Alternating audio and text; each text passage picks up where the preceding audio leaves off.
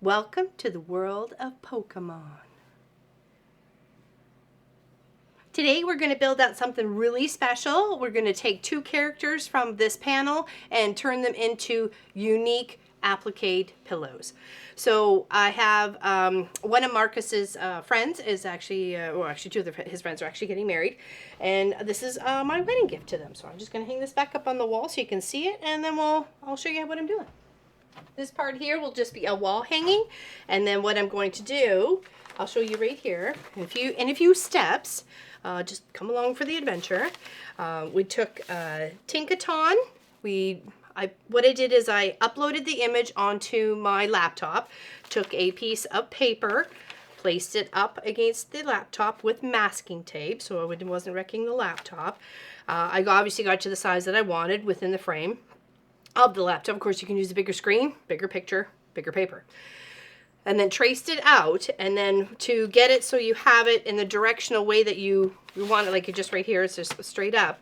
What you need to do is with your heat and bond, is what I did is I put my heat and bond on top of it, and then I went to do some tracing, went to trace it out, trace out the pieces that I needed, and then flipped it to the other side, reassured those lines so I could see them on the back side, and then use that as the spaces to applique onto the fabric to then cut out. Oh my goodness, words are hard today. Apologize for that. Okay, so this is Tinkaton. I only have her eyes to thread paint right here and a little bit on the tongue, and then I also realized I forgot a little bit of part of her ears hair combination. And I'm going to have to fill that in with a little bit of a darker color. It is darker on the image, so that's okay. I'll show you the image here, and hopefully Poppy will be able to pop it in. So I think I did really darn good, considering, you know, I put my own little flair on it. And of course I put, for free motion thread painting, I pretty much just kind of came around a few times to highlight some of the areas and just give it a little bit of depth and dimension. I have a little bit more work to do on this one, but I'm going to show you the easier one, which is the bulba. Okay. And I have all his parts right here. This is for the groom. He's super easy. We've got some like a grass green up here, a darker green for his little spots, and then like a mossy color for himself, red for that part of the eye, and then white. So I have all those colors here to represent those parts of the bulba, and the fabric I'm going to work on is just an old side of a, I don't know, I was going to say maybe a side of a sheet or maybe even a pillowcase. I'm not sure. I recycle everything. So this is going to be my fabric for the froggy bit himself. Okay. So I've taken that into the shape. So what you want to do is you want to take and put it on the back. Now you can have the design of your fabric help aid you in, you know, do I want his diamonds going this way or whatever on his fabric, right? So as you can see, it is the mirror opposite of what we're going to be doing. So once we put the fabric on this side, we trim it out, then it becomes the same as that side, okay? See how the method to our madness? Okay, so I kind of like it with the diamonds going up and down. So I'm going to take that and I'm going to put under the iron, because that's the basic shape, and I'm going to do that with all the pieces. I have the pieces for the extra bits, the back part, all his little nails and stuff. Oops, I just want to make sure it is heated on there for the few seconds it needs. Okay. And then these were for all his little green parts. Kind of a bit of a mossy green. I just kind of clipped them out. And I save all the little bits and bobs of heat and bond paper for these sorts of little projects like that. So I'm just trying to get them so they were staying down first. Okay. I've got the red for the eyes already done. I've got the toes done and the around the eyes, and then this is for his flowery top. So should have enough room in there. Perfect. Okay, and once I get these all trimmed out and ready to start placing, I'll catch back up with you. Okay. So I've gotten the eyes, all the little scaly bits on the outside, all his little toenails, and the little bulb garlicky bulb, flower bulb, I'm not sure whatever it is for the back of them. And now I just have the body to cut out, okay? So I'm just going to follow along the line here, this one. This is just to add for the details, same with the one for the bulb, okay? So those little lines are just to remind me that those are some details there. So those are all that we have. We're going to work with, and then we're going to end up placing it down here. So I'm going to take my template that I traced the critter out on the first place, and that's why I chose a nice lighter fabric, and then this is going to help me get my placement correct for when I'm laying out all the parts. Okay, so let me just trim this out, and then we'll get placing down. Okay, we've got our piece of paper underneath to help with our placement. Okay, and now we're just going to peel off the paper. Now, you really need to look at this and how it is stacked. Like if you've got, like the bulb is actually behind the froggy bit, so you want to make sure you have that down first, okay? So let's peel those two and get those two in place. And move our little toenails out of the way there so you guys can see that. Okay, so I'm going to just put it on the little shadow that's already there. Then lay this one on top the way it's supposed to lay. Lining up his back leg without the nails, his front legs without the nails, and his little ear that's peeking out. Okay, so that will be our first layer. Everything else just gets kind of stacked on top of that with the eyes and the nails and his little embellishments, okay? So let's make sure we got him in the right position. We can see down here, we can just see the little toes poking out. We've got it lined up on the ear, and the bulb is in the right spot. So now we're going to make sure that these are all being together as one. Make sure it's where you want it on your canvas or your fabric. Just give it a good pressing. Let it become all one unit.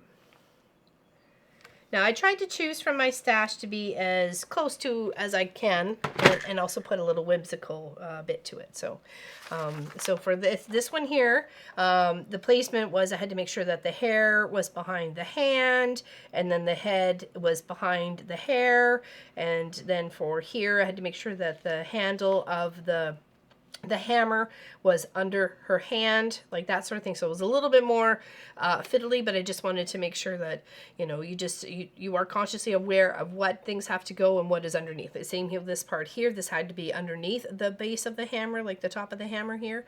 So, okay. All right, so we got that there. Now we can take our little template out and make sure that we have let's do all the little nails. Okay, I'm going to peel all those off, and then we'll put them in spots, okay? Okay, so we have a few of the pieces in place, and what I did is I laid the one that I traced over on top and just kind of lined up via the edge, making sure I had the eye in place via the tracing, same with the nails and all the other little embellishments of where they needed to be. I just got the eyes set at the moment and a few of the back spots here, so I'm just going to set those into place. These guys right here are going to be set. There we go. And then we still have these little bits to work on. So it is done in stages, and be patient with yourself. I do have the nails on already. Did I peel the plastic off? I think I did. Okay. All right. Set. You can also set this out onto wax paper and heat them all up and do that, and then transfer it onto your canvas. That's completely up to you. There's many different ways. Okay, now we want to make sure we've got these parts here set for the eyes. I'm just doing it goes white, red, white for these guys. Peel. That's why I was doing most of this off. Takes forever. Okay, we'll pop that there. Pop this guy over here.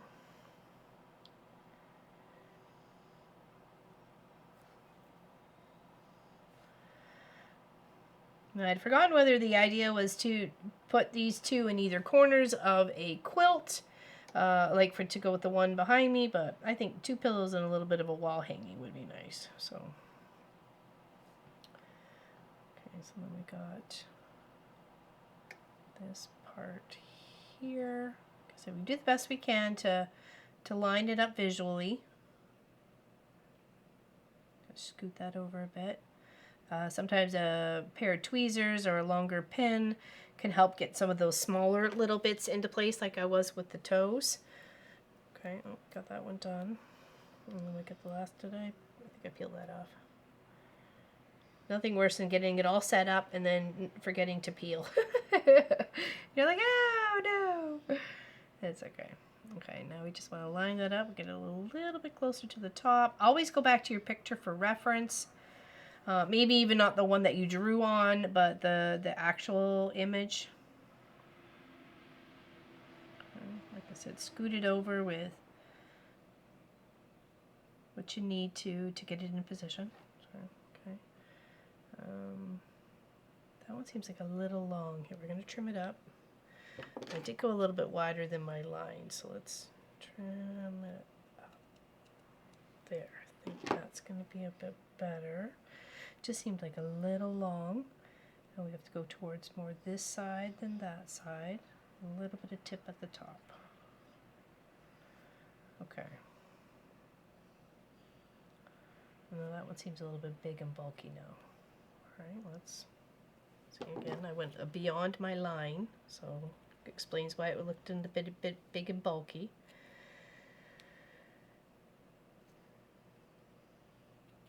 And I would prefer to do that than come in too short. I'd rather be able to help trim it up to what the specific size that I need. I'd rather go a little bit big than too small. There we go. That looks better. Okay, isn't that cute? It's just coming to life right before your eyes. And we'll pop the last few spots in, and then I'll show you how I changed my foot out to start thread painting to get all this, because we want to make sure we have all those little accent lines right here and around on the bulb, and of course the eyebrows and his mouth and stuff, so we want to make sure we're doing that as well.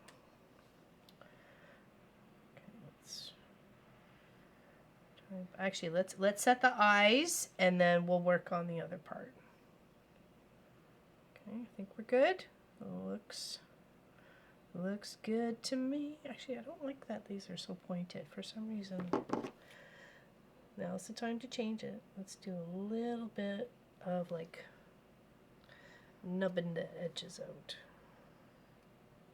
Okay. There we go. It's going to take some tweaking. That's why it takes time. So make sure you're happy with the results and then set them. Give it a good moment or two. All right. Now we'll get the next piece in order. Now that that is set, I'm going to line up my canvas again. I know I got my eyes right. And I want to make sure I'm getting this little piece right here in the right spot. And what I can do is I can push my nail on the line here on the image, and then just making sure I'm kind of tucking it in to where I know it's, oh, okay, well that's you know, approximately where I need it to go. Okay, so it's going to sit in the right spot, and then this one up here. Push my nail down, let it aim up towards. Are these a little bit bigger than they should be? Probably. Okay, let's trim them down.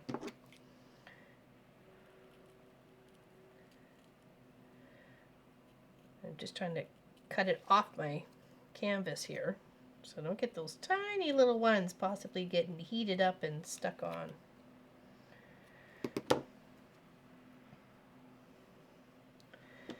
Let's trim this one out just a smidgy. I can see my line is way beyond. Okay. Refer back to the image, make sure we got it in the right spot, and then proceed. Okay, and I'll show you once we get it all set, again, when we change the feet out and do some thread painting. Okay, now we're over here at the sewing machine, and we're going to change the foot from our walking foot that we use. We do like a walking foot here, so I'm going to take that one off and put my free motion foot on.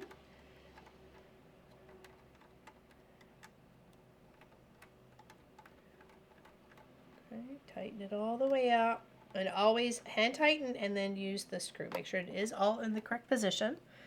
Okay, hand tighten. Sorry, and then the screwdriver is what I meant to say. Now I'm going to take and I'm going to drop my feed dogs. They're on the side of my machine. Sometimes yours may be at the back, or it's a switch at the front, or something like that. But check your manual, or use the Google and see where your dropping your feed dogs is. Okay, and I'm going to just take. I have just plain white thread, white cleary thread. I just want to make sure I have a little bit more of a tail to be able to drop my thread down, pick the white thread up, and bring it to the top side. So when you're doing free motion quilting, you don't want that tail thread to get stuck up underneath, okay? So, and free motion quilting is still thread painting. So first, what I want to do first here is take some stabilizer and put it underneath my project. Hopefully this is a big enough piece. Did I make it a big enough piece? Okay, I got a big enough chunk to double the stabilizer. So what I want to do is I want to double the stabilizer, put it behind the project. I'm trying to get all the threads everywhere. Jeepers creepers. What I'm going to do is just going to pin this real quick, and then I'm going to do a large base stitch just around the project just to keep this in place so I don't have to worry about the pins as I'm doing my free motion quilting, okay? So we're just going to pin and then base stitch the stabilizer in place, okay? So here's our project, here's our fabric, and here's our 2 layers of stabilizer, okay? So skip it underneath the machine, do real quick, go all the way around. I'm just gonna drop the needle down, drop it back up, grab that thread tail,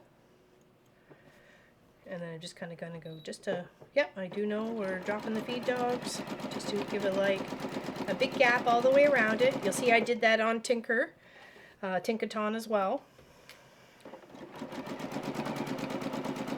Tinkaton, sorry. I think that's how you properly say her name. Apologize to all the Pokemon fans out there for saying the names wrong.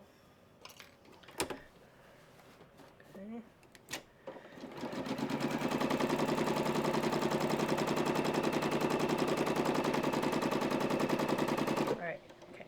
Now we're good there. I'm pulling the needle up, and I'm gonna pull it away so I have a nice long tail, right? That's the part. Okay, let's take our pins out. We have this stabilized for what we're looking for.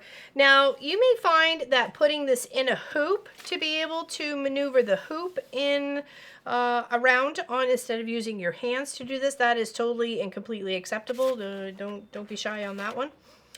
I'm going to put a couple little pencil references here for the placements of the lines, the accent lines. So we know we got to come up in here. So we'll just do a little pencil there. So we've got a delivery. So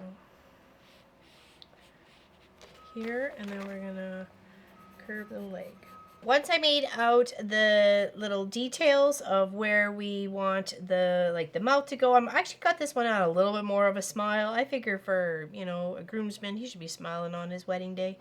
So we're just going to do those little highlights. We need to get this one sorted here so that it comes all the way from the back, like the back of behind his ear, all the way up as a curve. So let's take that and do the curve. Kind of go to the back of where his ear is. Okay, so it's a bit of a, okay. And then we know we have another one that kind of scales, so it looks like a bulb here. And then this one is just a shallow, just like a shred like there. So kind of. There we go. Okay, now let's start putting in, oh, we got to put our eyebrows. Oh, we can't go without our eyebrows. My goodness. Let's paint those guys on.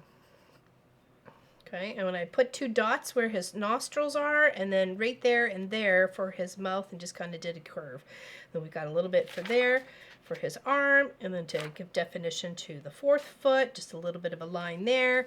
Here it's coming up there, and then to the Y is right there. So and then we can just do our highlighting stitches. So I have the darker green in here at the moment, so we'll do the highlighting stitches for here and then around each of these little features. So you can put your free motion gloves on if you have them. I have a pair somewhere. I don't know where they are. Appreciate you watching and liking and subscribing and all the good stuff. So I want to go around first and then come back and do some highlight stitches. Okay, so let's start here. And I chose a darker thread because I guess a brighter thread. Do I have a color to? Kind of left the tealy greeny one for this one. So. And we'll bring up our bottom thread.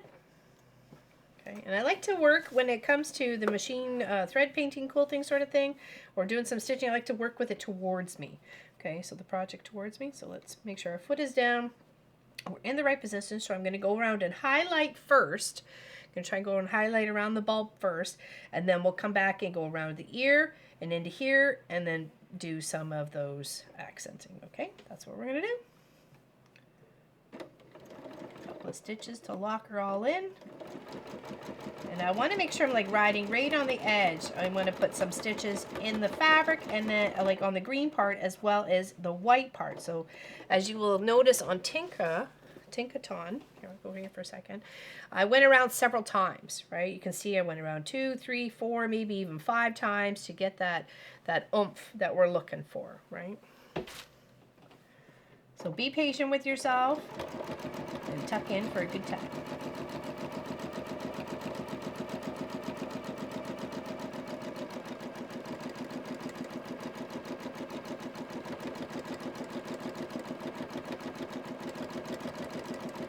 Now this is a great way to recreate kids' art, someone else's art that may have been done like a long time ago, and you would like to put a new kind of spin on it.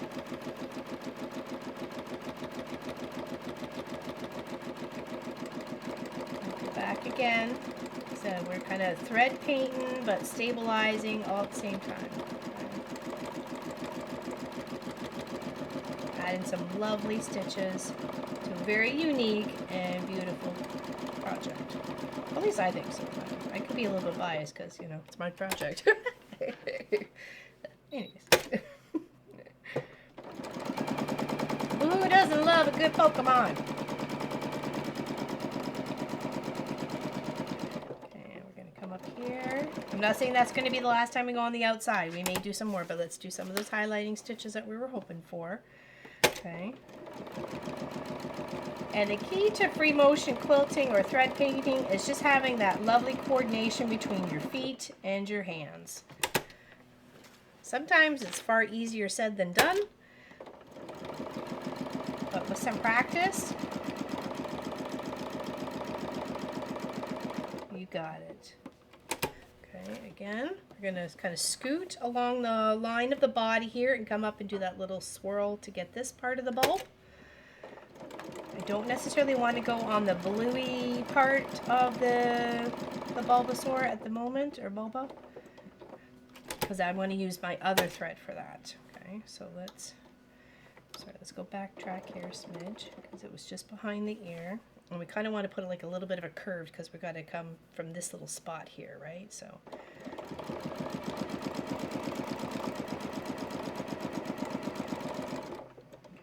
turn it around because I don't like sewing away from me. I always like sewing towards me or stitching towards me. I can really see what's going on, if I need to fix any mistakes, if I'm going crazy, I don't know. But you know, there's nothing bad about it, because if you make a mistake or you don't like what you did, you can always just pick it right out. Okay, I'm just following the ear curve.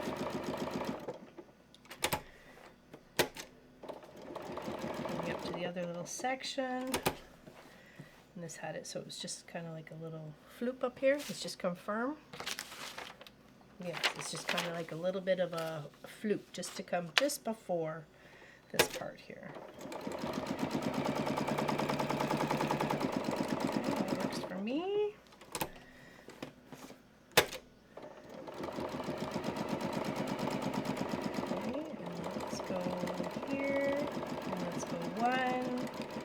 few more times around the outside. Let's see, let's show a little bit of that thread on the white, giving it a really nice look.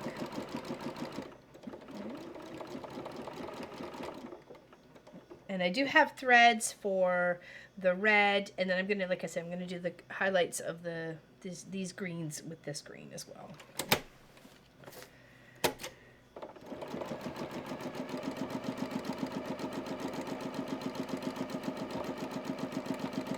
I would love to see if you try something new, what you make, put your own spin on things, be creative. The only limitation is your imagination. Okay, so here we're going to go across on the body, and then we're going to skip down into this one, go all the way around.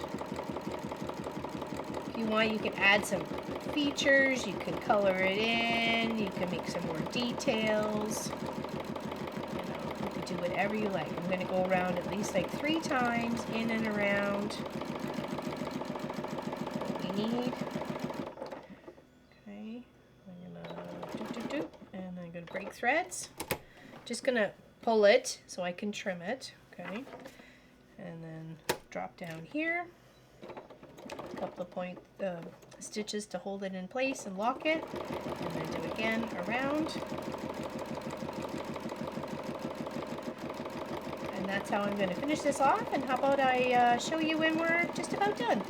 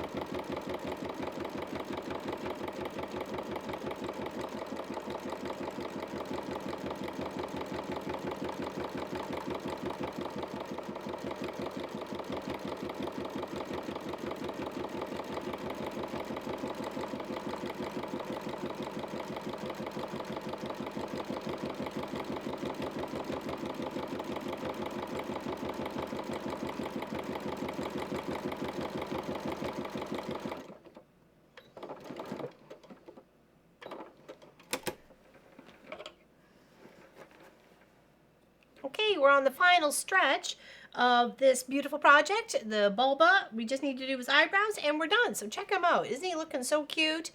I used the dark green thread in here and even a darker like aqua kind of thread here to highlight his lines. And then I used a black thread actually and hand stitched where his little nostrils are. So might not be able to see that, but all right, we just need to do his eyebrows and we're good to go. We're dropping the needle down, bringing it back up, holding on to the tail.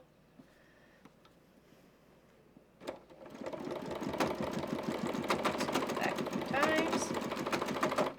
All right, let's try that again. It was not behaving, so let's make sure our canvas is flat. Dropping our needle down. There we go. Bringing the thread up. Yep, we're good. Just doing his eyebrow. Lock in stitches, pop it out. We're going to do the other eyebrow and then we'll trim those threads, okay? So making sure that it is in between the eye and this little feature. Here.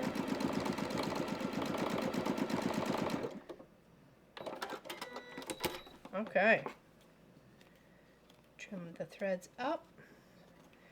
And then we can take out the base stitches for this project. Okay. It was just holding the canvas or the stabilizer in place, so we don't need this, right? Nor did we need it for Tinka. So these two here, these two very cute hand appliqued Pokemon characters. I hope you enjoyed the journey with me. I know I had a great time doing them, and here's hoping they are well received. I just have to finish a little bit on Tinkaton here, Tinkaton, sorry, and then we're good to go. Thank you very much, everyone. Really appreciate you hanging out with us here at the Mom and Pop Quilt Shop and having this great adventure with this beautiful little project. And hope you have a great day, and thanks for joining us. See you on the next one. Take care. Don't forget to like and subscribe.